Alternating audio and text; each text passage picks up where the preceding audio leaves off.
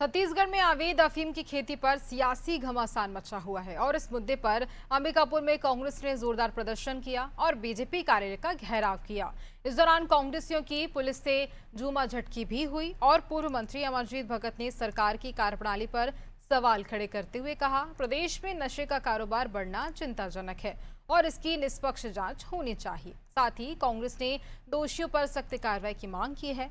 वहीं बीजेपी ने भूपेश सरकार में घोटालों की याद दिलाते हुए आरोपियों के खिलाफ कार्रवाई की बात कही। साल में कभी ये नहीं सुने थे कि छत्तीसगढ़ में अफीम का खेती होता है, लेकिन यहाँ भारतीय जनता पार्टी के जुड़े हुए बड़े और प्रभावकारी नेता लोग कई कई एकड़ में दुर्ग से लेकर के और बलरामपुर तक नशा का कारोबार चला रहे हैं, अफीम का खेती कर रहे हैं। समाज को नशे में ढकेलने का काम चल रहा है। बहुत चिंता का विषय है और किसी भी स्थिति में इसको होने नहीं देंगे।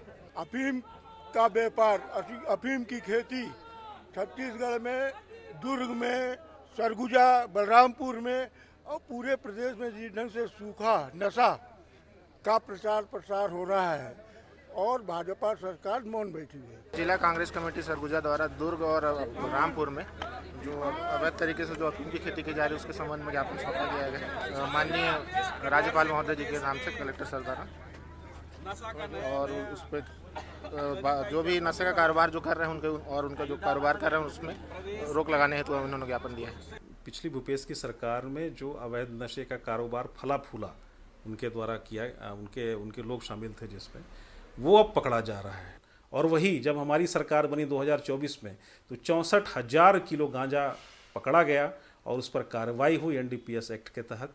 और केवल यही नहीं, लगभग 2185 प्रकरण इस अवैध नशे के बने और जिसके तहत यह कार्रवाई हुई।